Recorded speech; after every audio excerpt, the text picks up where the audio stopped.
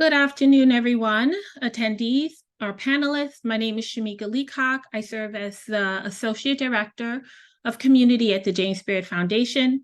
The James Beard Foundation is a 501c3 nonprofit organization whose mission is to celebrate, support, and elevate the people behind America's food and culture and champion a good standard for good food anchored in talent, equity, and sustainability.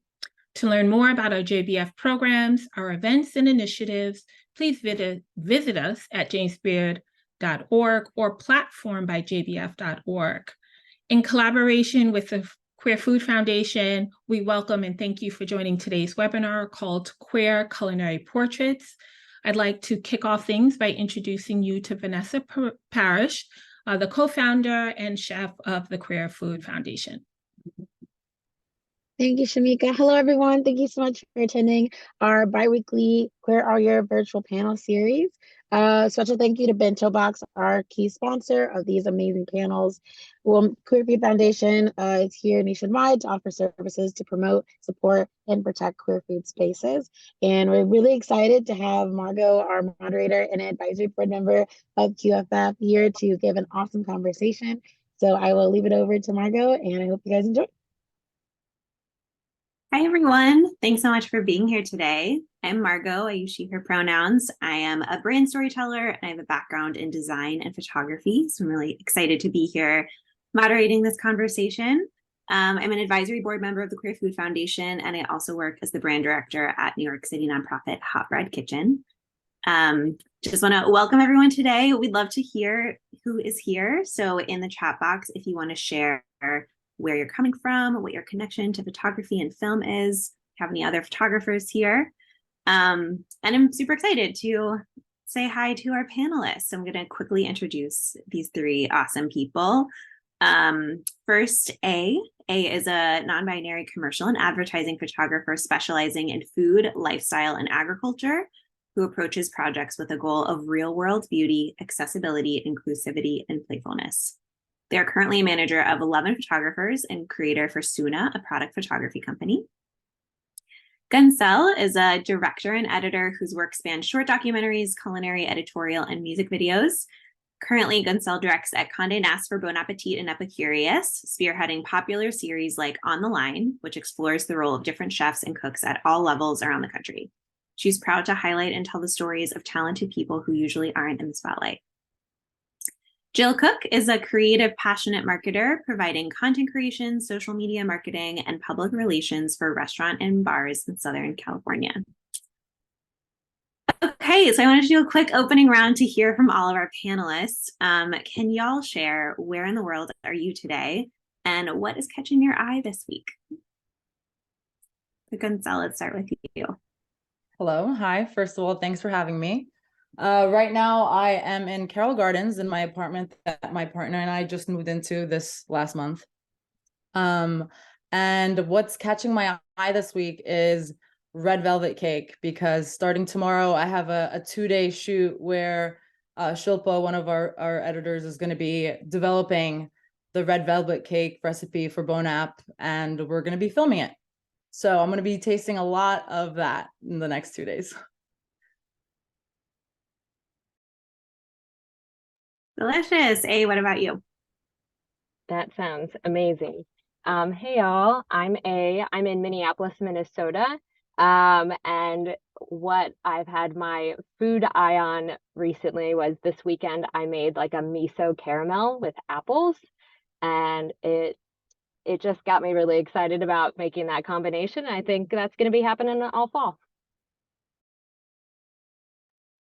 Hey everybody, I'm Jill. I'm in Orange County, California, and this week, food-wise, I'd say it's Regina Schrambling's lasagna recipe from the New York Times. It's my go-to, and I'm going to be making it at the end of the week, so it's heavy on my mind at the moment. Yum to all of these things. Thank you. Okay, so I'm thinking about each of your backgrounds. A, before you were a photographer, you were a farmer. So that's amazing. Clearly that's informed your approach to food photography. Gunsel has been working in video production her whole career. and I saw on LinkedIn you had an internship with Mari, so that's really cool and interesting. And Jill, you came to photography through food, and you started working from restaurants at a really early age. So I just love to hear from y'all where, share a little bit about your trajectories and how has that led you to where you are today. I can kick it off. So obviously studying media, studying film production, there's so many routes that you can go in, and I had to try a few different routes before I could figure out what I actually like and, land where I'm at today. So yeah, I did intern at Maury. That was one of my internships, and it was more bizarre in person than it is to watch it on TV. Like, this is actually happening right in front of me. But then after my internships, the first jobs that I had out of college were in post-production editing. I was working like a graveyard shift as an assistant editor at House Hunters International, and then from there, like doing promos at AMC Networks. And then I got cabin fever because I was in this edit suite, and I was like, I need to get out. I need some sunlight. I need to be in the field, which led me to buy my first camera, which at the time it was like a Canon 70D.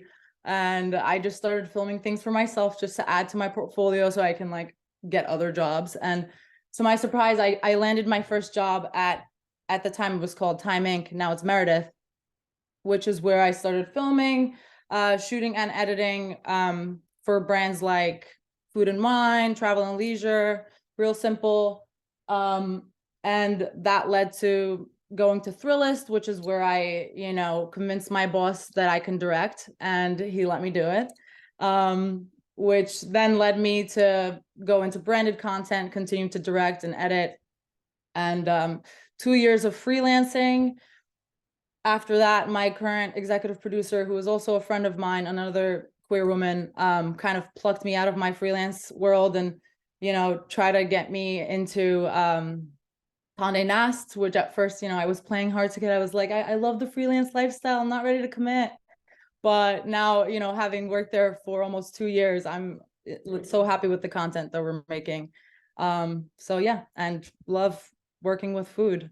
There's something cozy about it. So that was my long journey, which no regrets. I think editing and filming like helped me be a better director on set, learning like what to capture for the final product and being able to communicate with my team better and learn lighting and all that. But yeah, it was a journey, and here I am. That's pretty much it. That's amazing. I love that community piece, which we'll come back to, but another queer woman brought you into the fold at Condé Nast. Yeah. Jill, what about you? So I started waiting tables when I was 15, and one of my favorite parts of that job was introducing people to dishes they might not have considered until I was like, no, you have to try this. It's really good. And as social media started to take center stage and everybody became really digital, I found that there was a very strong need in my area for people who knew how to speak about dishes, show off dishes, highlight hospitality and the entire community in a way that could really turn people's heads to things that they might not think otherwise. Because, we all eat, we all have to eat, but we eat with our eyes before we eat with the rest of our senses, especially our taste. And so that was the thing that set me on my path to learning how to shoot and getting to assist my friend on shoots with Food Network. And, I'm definitely the most green person here in terms of what I put out, but it's a passion and it's a hunger that's always growing within me to best articulate what a restaurant is putting out, so that people can create community around those dishes.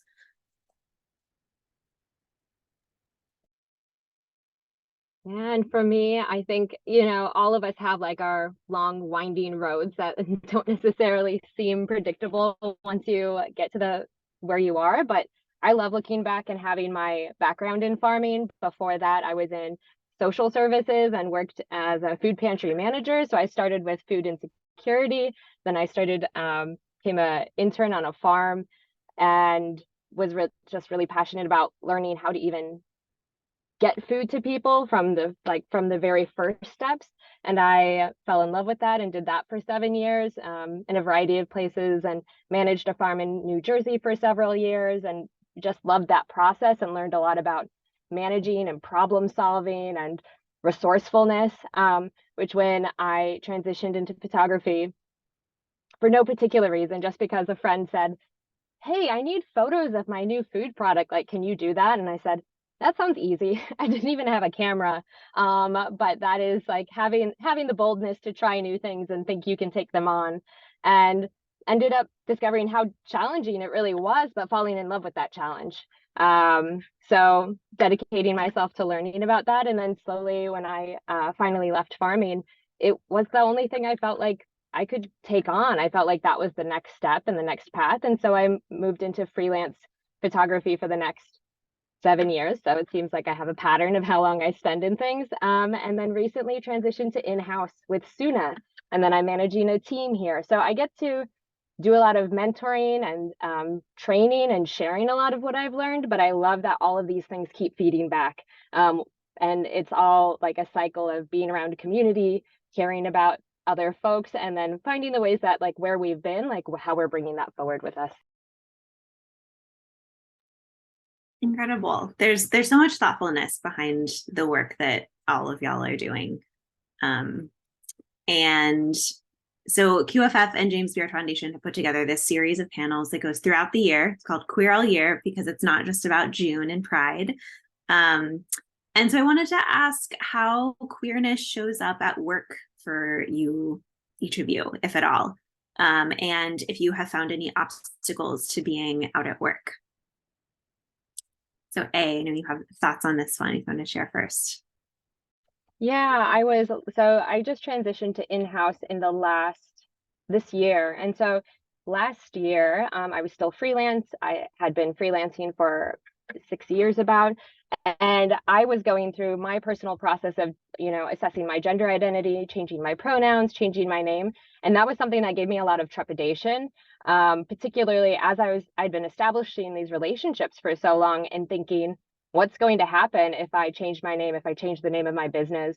And how will people respond to me? Will I have, maybe more conservative clients that don't want to work with me any longer? Or will this like truncate some of the relationships I've started? And I really just had to plow forward and accept that that might be the case. I talked about it with other friends, other queer friends and other photographers, and realized that there weren't necessarily a lot of resources that could advise me on that. And ultimately, it was just about being bold. And I may or may not have lost, clients in that process. There wasn't anybody that I was aware of, but I think I just want to acknowledge that for folks, that there are risks that we still face. And there's plenty of places within, particularly the food community that is really welcoming. But there are, especially as freelancers, there are certain risks that we hold on to. So I managed to make that transition and then eventually went in-house. And the company that I'm with is incredibly supportive, and there's other folks that are using they, them pronouns, and people are generally really solid about getting that right and correcting themselves right away. So that feels really supportive. But there's always, there's changing and growing that's happening.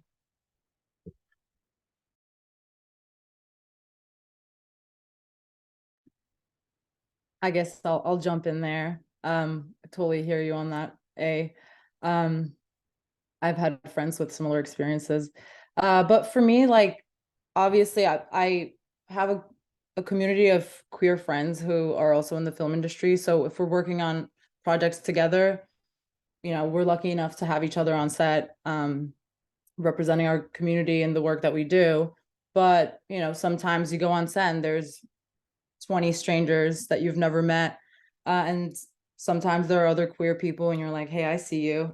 And sometimes there aren't, and you're the only queer person on set. So that's always like, and especially if you're traveling to another part of the country or internationally, it's always, kind of, it could be a risk to come out to random people.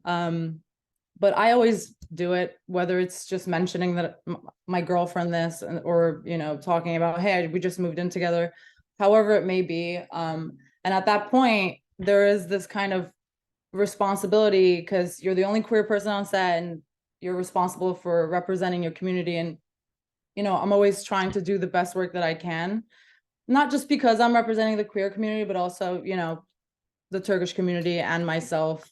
And you just have to keep paying it forward. You know, I'm always sending my friends portfolios and emails to my production managers. When I first started at Condé Nast, I think they were sick of me sending all these emails, and a lot of them got jobs, and they started off at Bon App or Epicurus, but now they've moved on to like other brands at Condé, which, you know, like Vogue or Vanity Fair. Now they're filming for all the brands. So it feels good to like bring my community into my current company. And I know like the people that I bring on, they'll also pass on the torch as well. I think the biggest thing for me is living in a place. I've lived in Southern California the bulk of my life, and I'm in a county that is notoriously very historically red and extremely conservative. And over, you know, my lifespan, I've been fortunate enough to watch it become more multicultural, more inclusive to the community, and quite more purple than it's ever been, which is a win. But for me as a freelancer, it's all about choosing people with, you know, the right mindset and the attitude of inclusivity, and the people who want to make space for everyone. Because again, going back to, you know, my personal ethos when it comes to food is for everyone. And, you know, in my career, there's no room for, you know, isolation or hate or anything like that. And so it's very much just a location by location choice of who do I really want to work with and who do I want to be representative of my body of work. Yeah, that's incredible. I think Jill and Gunsel, you both kind of brought this up of like queer people are creating the inclusivity, creating that atmosphere. I'm curious, how else have y'all seen the like community and opportunities? How are you creating that for other people at work or on set?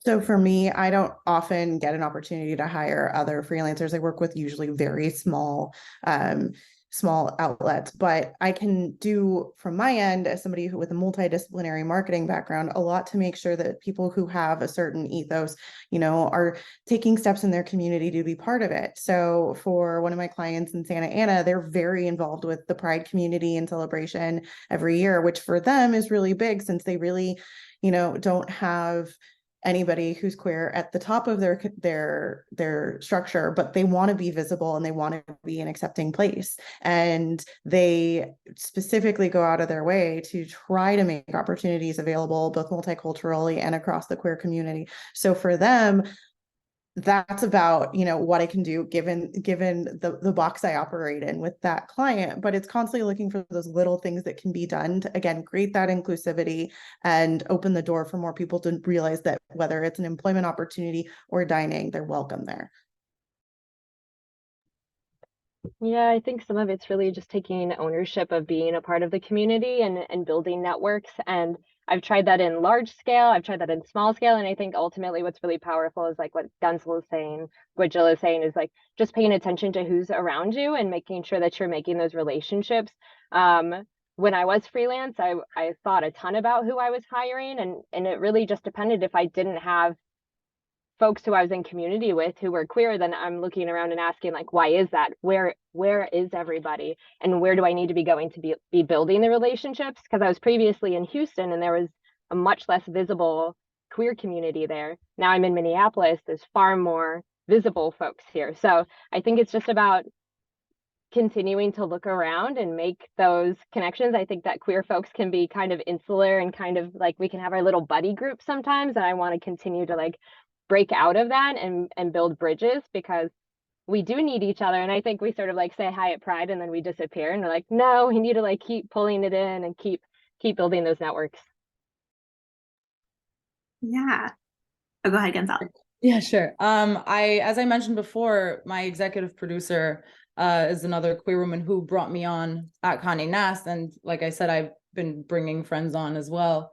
And I do feel like, I mean, speaking for myself, living in New York, so fortunate that we can be open on set and people can really get to know us on that level, because, you know, also being a Turkish woman, that's not possible in a lot of other places in the world. I don't know if that would be possible in Turkey, and you feeling comfortable and safe in your environment, depending on where you are in the country. So I just want to say, like, I feel very, very lucky to be able to bring my queer community to certain jobs, whether it's freelance or for a corporate gig, and that we could all be open about it.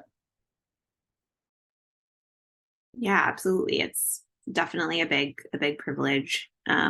I'm here in New York City also. It's incredible to be able to be yourself at work. I think within the food community broadly, within media, it's like been very much that boys club kind of feel for a long time. Been incredible to hear the ways y'all are creating community in your own spaces.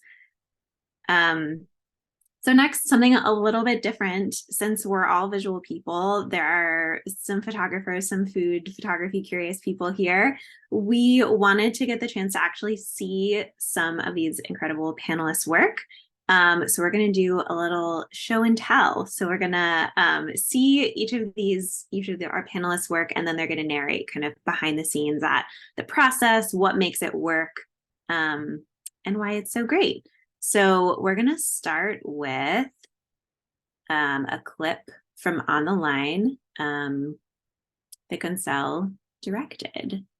Okay, I'm sharing my audio through Zoom.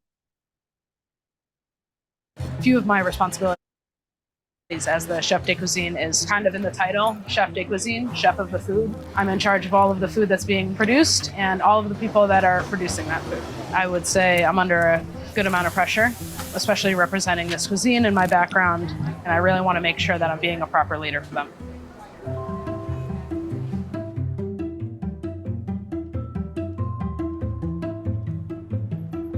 Hey, I'm Juliana Latif. I'm the chef de cuisine of Zuzu's. Why don't you guys come on in? Right now, it's very quiet in here, but in a couple hours, it's going to be packed. We serve lunch and dinner, feeding over 600 people for the day. It's 9:30, and the first thing we get to do today is set up this beautiful, gorgeous fire. So that's just a short clip.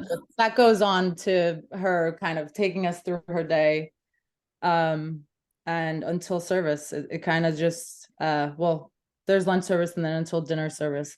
But Juliana was such an incredible talent to work with, because the show, the whole concept of it is, you know, showcasing different roles in the kitchen, and showcasing people who are usually not in the spotlight.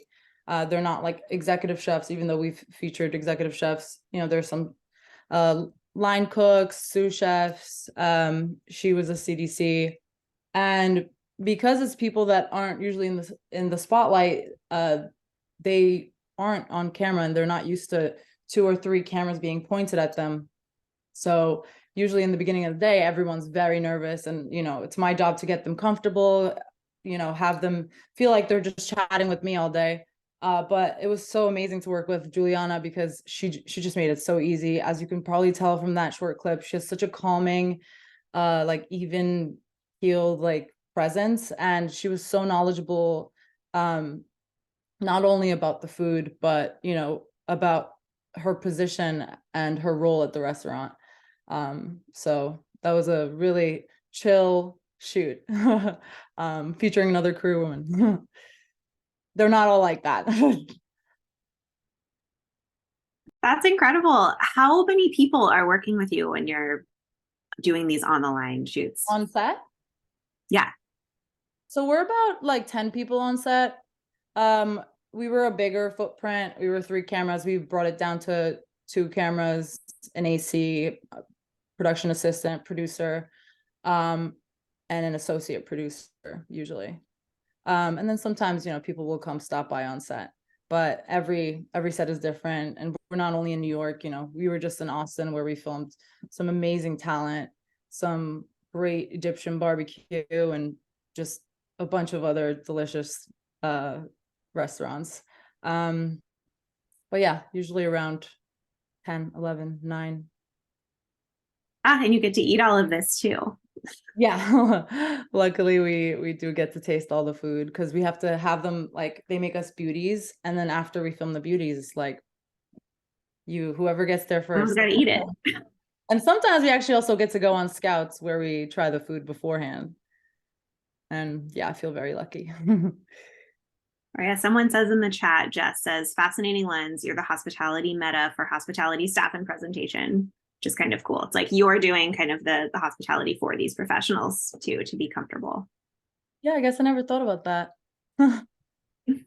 And A and Jill, please feel free to jump in as we go through here. Y'all can ask each other questions too.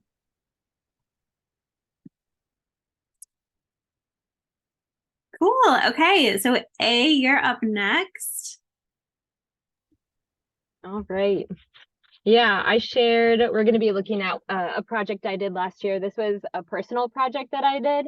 And I did it over the course of the entire year. Is probably 4 or 5 shoots that I did it in. And some of them I partnered with a friend who's a food stylist, and some of them I did by myself. But, you know, so much of sometimes when this is like what you do day in and day out, you're just creating what the client wants all the time. And so I wanted to really exercise like my playfulness and creativity and explore more of like what it means for me to create a project from start to finish with my vision. So yeah, you can just sort of scroll through. It was a lot of stills and gifs that I made, and just taking my background as a farmer and a food producer, and then looking at it through this absurdist lens of like, what if all of this, you know, junk food was actually grew in the wild, and what might that look like? And it was just a ton of fun. This is, you know, something, if you're looking to get into this career, if you're in it, it's just like, you have to constantly keep making things, one, to keep yourself excited and interested, but also to show people what you're capable of as you continue to grow. Otherwise, you'll just keep doing the same thing again and again. So this was just a very playful, silly side of myself that I got to explore and had a lot of fun doing it.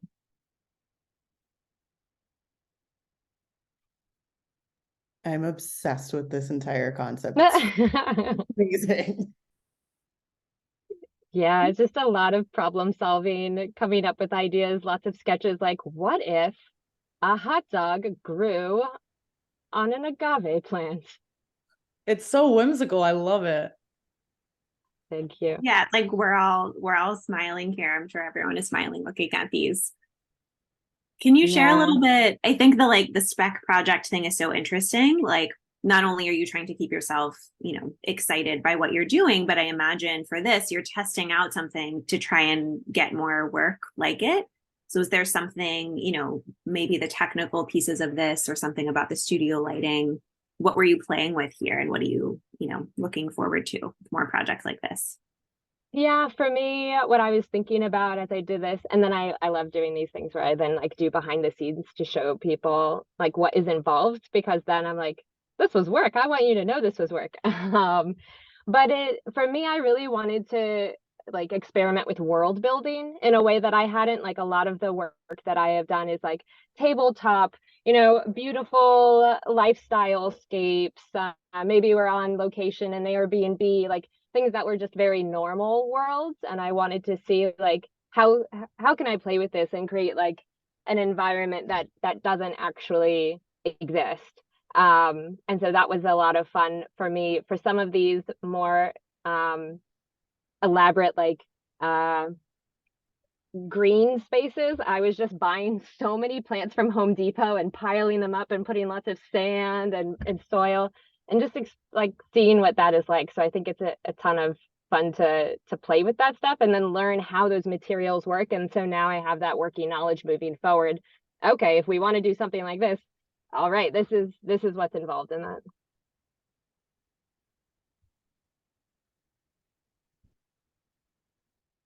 Amazing. Thank you, A. Yeah, somewhat Luna is sharing. I love the fact that you showcase the behind the scenes to see how involved the work is. Absolutely. All right. Jill, I'm going to share some of your work next. So we can just kind of click through some of these photos. I'm excited to hear more about this incredible sandwich. So one of my clients recently started trying to push for Sunday morning business, which if you're in my area, it is not a brunch spot around here. Like it is not a heavy brunch game unless it is the brunch game, like you are in or you are out. So with this, it was extremely important to me to get people just moved. They want this egg. They want the egg on their burger. Like this could not have turned out better. I was really hoping going into this that I wouldn't have to have them cook up 6 different versions of the same burger. I would have been gutted if I didn't get the shot in the first 2, and I got very lucky. I got it in the first one. That drip was everything I wanted. Yeah, I want that egg on my burger. So tell us, who are you working with in these? Are you kind of a one person show? You're doing food styling? All of it. So a lot of my clients, and the ones that I feel most passionate about usually are one-off restaurants. Maybe they have 2 or 3 locations. So one of the things that gets put on me when it comes to social content, not necessarily the website, but the social content, that content lives for such a short time span. And so we're always looking for that intersection of how are we going to get really beautiful, really delicious looking shots and not spend a ton to get there, because again, lifespan's like 24 hours, maybe 48 if we're lucky. So I'm art directing, I'm styling, I'm coaching my client on like how you can plate it a little bit better so we aren't going back in and having to clean everything up after. Like this is very food photography 101, but Hammer Burgers in downtown Santa Ana, and they are the first spot to do smash burgers in Orange County. So taking a really stable menu and trying to create interest out of it is always the challenge here, but this is actually the outside of their building. The colors are great.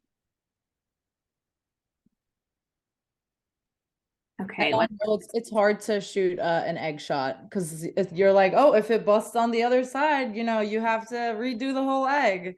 So I've been there. It's like, okay, we have this one shot. You got to get it. Like, yeah. And my clients, again, so green, they just don't get it. And they're like, what do you mean I have to make another burger? And it's like, no, you might have to make 4. Yeah.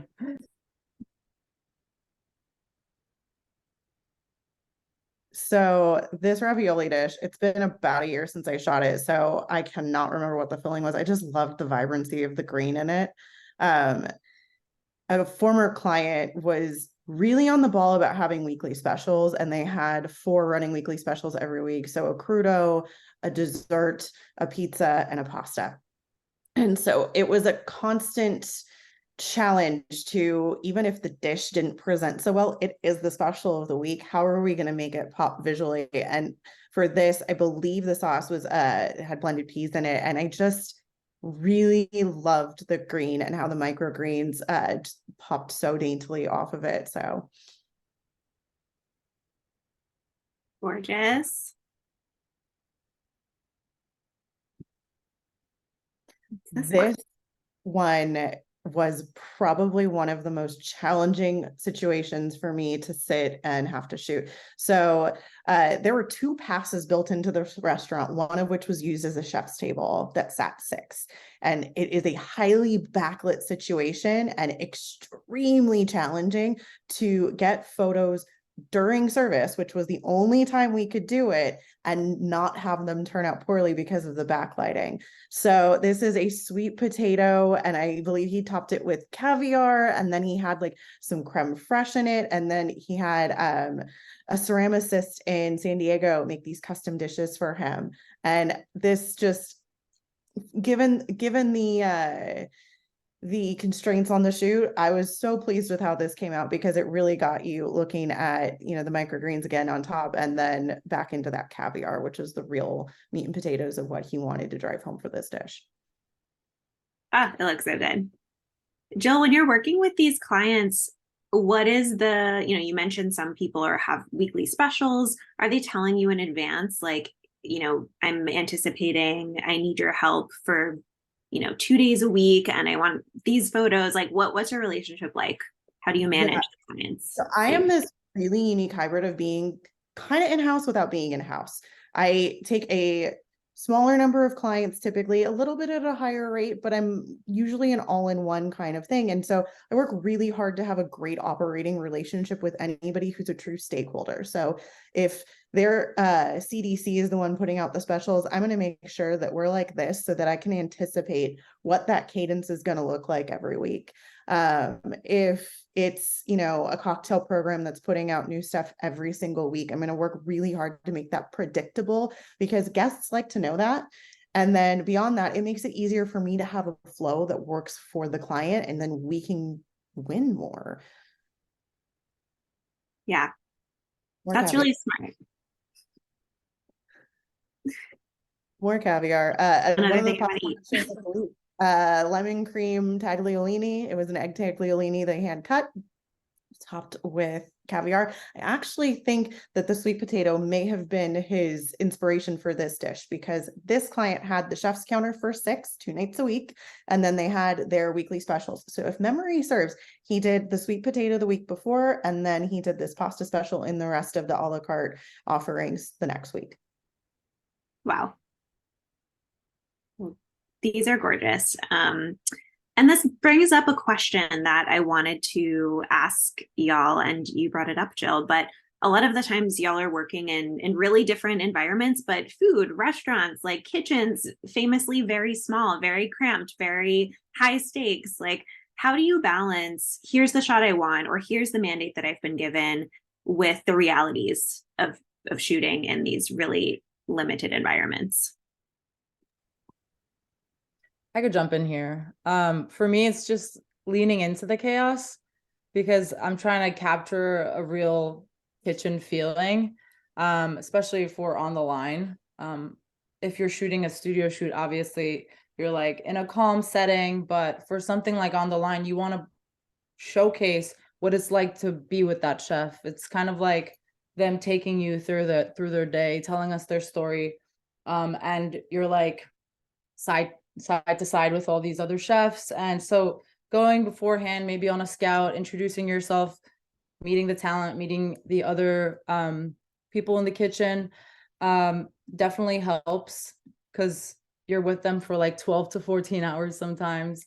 It gets them comfortable. And I tell them, like, act normal, just act like we're not here. If you need to pass by us to get to the walk-in, please do, because we're trying to capture the essence of what it feels like to be in a professional kitchen. And I do feel like there's some kind of camaraderie between chefs and cooks and the camera team because we're both on our feet for 12 hours. We're all trying to make something. They're trying to make food and we're trying to make, videos. And we're on the same team in the end of the day. But at the same time, visually, I would say if you're in a really cramped space, you always have to have a wide angle lens so you don't feel super claustrophobic when you're watching something. If it's dark, even though you don't have space to put a light up, you have to get creative, put up a quasar, get the magnetic ones that, you could just put on a cupboard or whatever, bounce the light from outside onto the ceiling to add some atmospheric light. Always making the shot look not cramped and dingy, while still getting everything you need, getting talent comfortable, getting their story. So yeah, lean into it, make the best of it. Yeah, I think it's very much about being prepared for everything and then just winging it, like having your go-to stuff, because I did a ton of editorial work. And you don't know what you're walking into until you're there. And it's just like, okay, it's go time. We have X amount of time to grab this. And I do work all the way from like, the cramped kitchens all the way to rural spaces. And I've done tons of work out in farmland. So you're just like, you have to be prepared on all levels for like expect everything will go wrong. And then you're like, okay, these are my solutions and I will find my way to like patchwork it together. But I love it. I love the work because I think it really demands that we be incredibly creative. We be problem solvers. And and then you just have like this bag of tricks that you're constantly adding to. You're like, I haven't met this one before. All right, I make a solution. I have it for next time. But yeah, tape, magnets, drones, just having every imaginable tool that you can get your hands on often helps you pull it off. I can't help but echo what they both said. I think I'm fortunate in the sense that I'm very relationship based with my clients. So I usually have them anywhere from 1 to 4 years. And so typically I start to get a real good feel for the problems that are gonna arise. Usually there's always that like 1 or 2 little outlier thing, like the sauce turned out ugly and chef's not happy with it or whatever. You can't solve for that, but that problem solving, I'm going to find a way when there is no way attitude is probably one of the most important things I think anybody who makes any kind of content can carry with them, because at the end of the day, you can't control everything, but you can still get something really good out if you're open-minded and creative and looking for some solution. Really good tips. The bag of tricks, both, physical tricks, tape, and creativity tricks. I also wanted to ask you, so I saw last year a cookbook you photographed was published, Baking by Feel by Becca Ray Tucker. And I'm sure I'm not alone in thinking food photographers photographing a cookbook is such a dream. Can you share how you got involved with this project and what was the approach? What did you learn? Yeah, for sure. So publishers all work differently, but I've found that sometimes the author is just looking for a photographer for themselves. And that ended up being the case with Becca, and this was her first book. So she didn't really have any context, and she literally just posted on Facebook, or not Facebook, Instagram. And one of my friends passed it along to me. So I reached out, and I had already done one cookbook before. And we chatted, and I loved her idea. It's an amazing cookbook. I recommend it. She's an incredible baker. But we got to develop this incredible idea of having so there's the chapters by emotions, and the idea is you use it essentially as a resource to bake. Like when you're feeling a certain emotion, you bake this thing to help you move through it, or to embrace it, or to feel it. And so we were able to work with the food stylist I brought on to create like this entire world for these, for each section. So for anger, for happiness, for, sadness, and then create a different scene for every single different emotion. So I loved that I was able to work with her to create, she really gave us a lot of license to run with developing the vision and the look for it. Just giving the ideas of like what she liked about it as we went. So it's a ton of fun. I love cookbooks. They're also a ton of work. You're shooting for like 7 days straight. You're doing, 75, 80 images, 50, 60 recipes. And you just have to really, there you go. You really have to be incredibly organized. So I was grateful that I had the opportunity to assist on a cookbook before I ever shot my own. And just seeing, all the tools that you can use to help manage your time, because you are cranking, and it is a serious beast, but it's a ton of fun. And then you get to, really, really look back and see really an enormous accomplishment. This is gorgeous. Also reminds me of the movie Waitress. Yes, it's one of my favorite. I love it so much. Pies, the sadness pie. The musical is so good. It's so good. What were some of the tools you mentioned? How did you stay organized with this project? Yeah, so Excel is your best friend. Really working very closely with the author to make sure that every single thing that you'll be photographing, and then any notes that they have for how it's going to be presented. I also printed out every single image as we made it, so we could look at it on a big board and be able to make sure that we weren't replicating styles too much, and we were able to compare and contrast. Okay, did we already use this combination of surface and background? Is there anything we want to adjust about it? So just continually paying attention to, how the entire project is going to come together. And you may not know the exact order that things are going to go in, but you can be paying attention to all of those aspects. And then every day for the next day, we would review everything that was going to be on the list for the next day and come up with our ideas for it. Because you're really inventing it on the spot as you go, because there's just not enough time. Wow, that sounds like so much fun.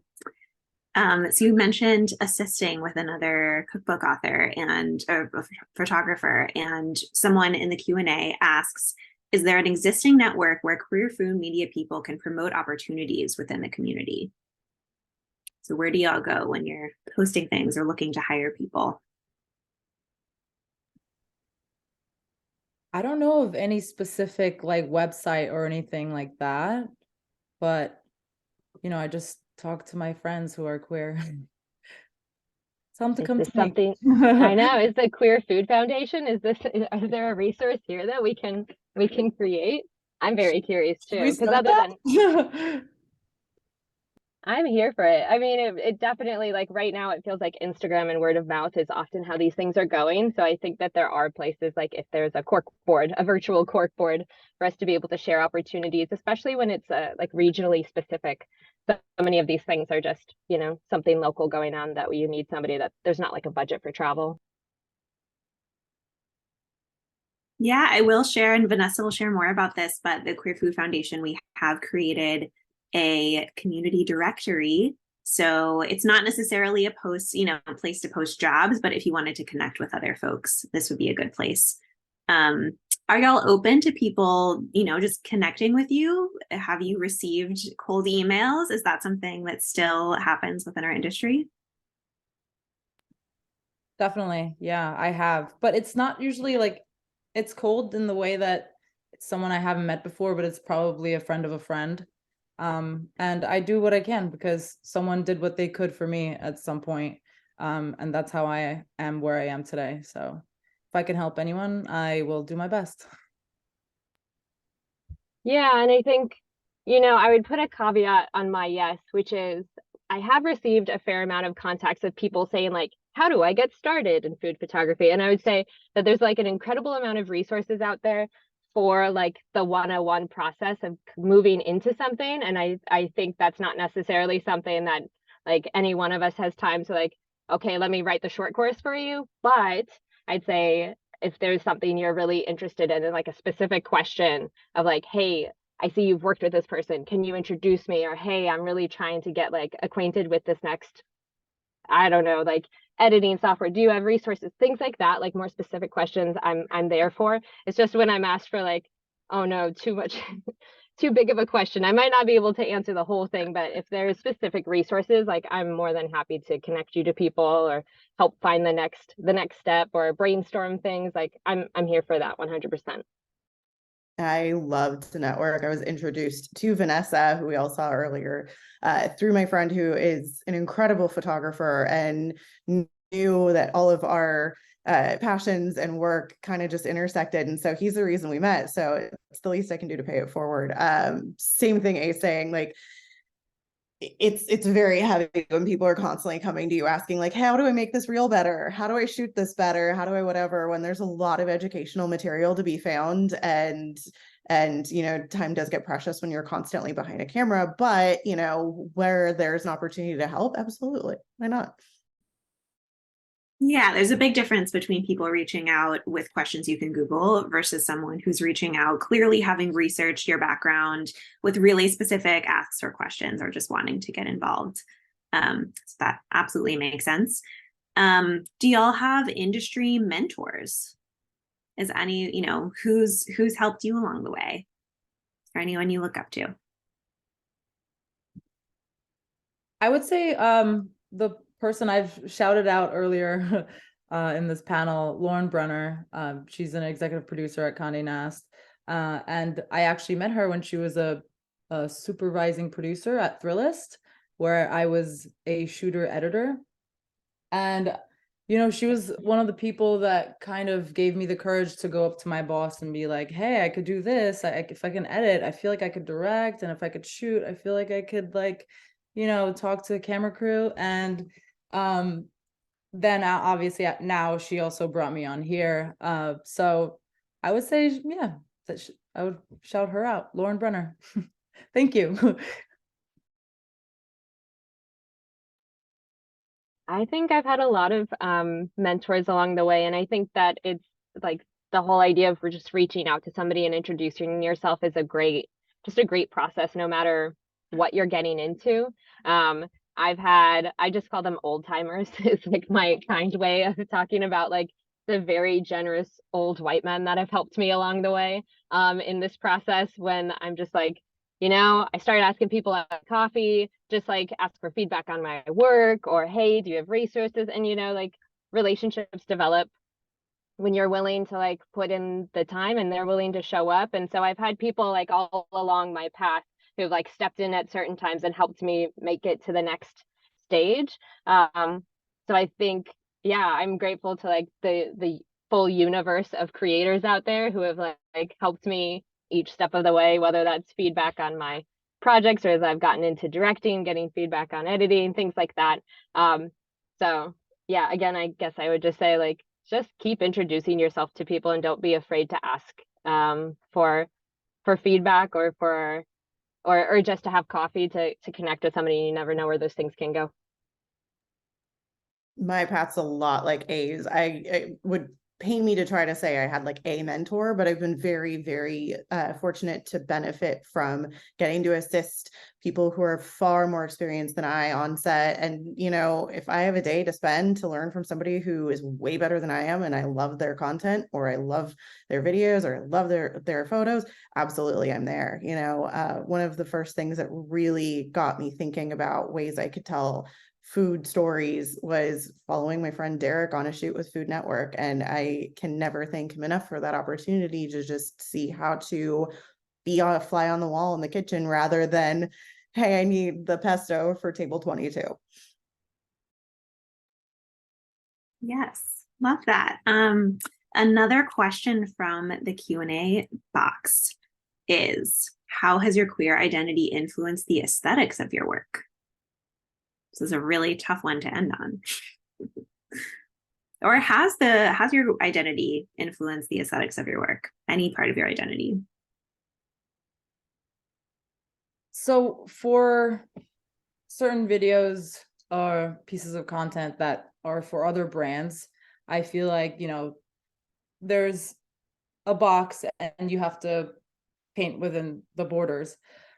But I do feel really lucky to have a queer community of filmmakers where we kind of just work on each other's projects, and they'll send me a script and say, hey, do you want to be a part of the crew? And sometimes it's as a gaffer, sometimes it's as a DP, sometimes it's as an editor, and we just jump on into each other's projects and collaborate. And so I would say in that way it influences what we make, because they're usually very queer scripts, but otherwise not for the corporate pieces of work that I work on. I would say the one thing that my experience or my identity has given me in terms of how I shoot anything is I remember being that waitress having an overly styled, overly corrected, like really pretty dish on a phone to not have the dish that, made it out of the kitchen match that. And so anytime I shoot for a client, especially if it's one that's, very mom and pop, it's like, how do we take this thing and make what somebody can expect to have come out of the kitchen look the best it can, but not unrealistic?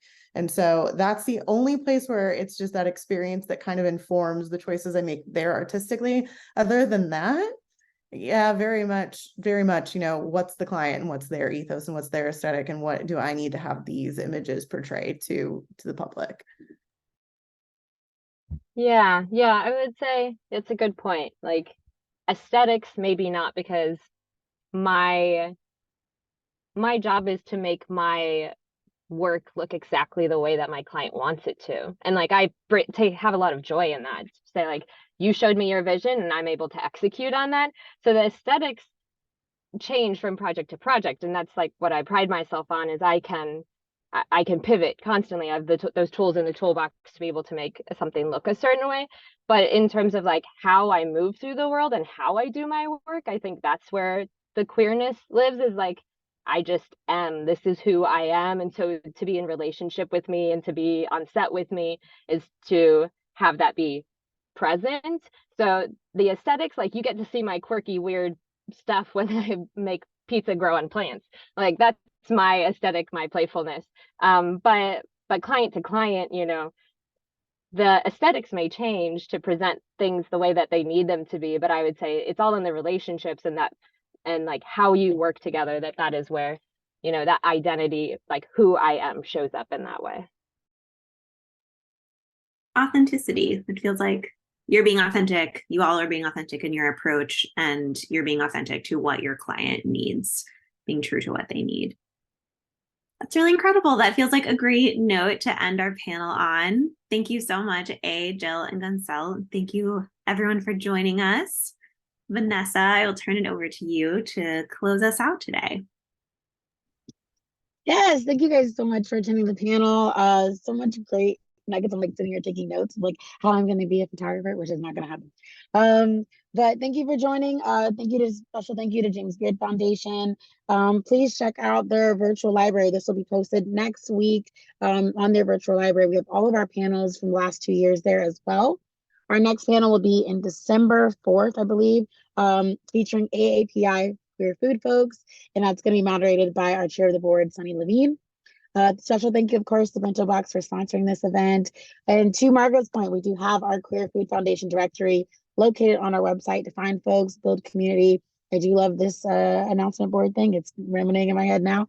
And finally, we just launched our queer food gift guide.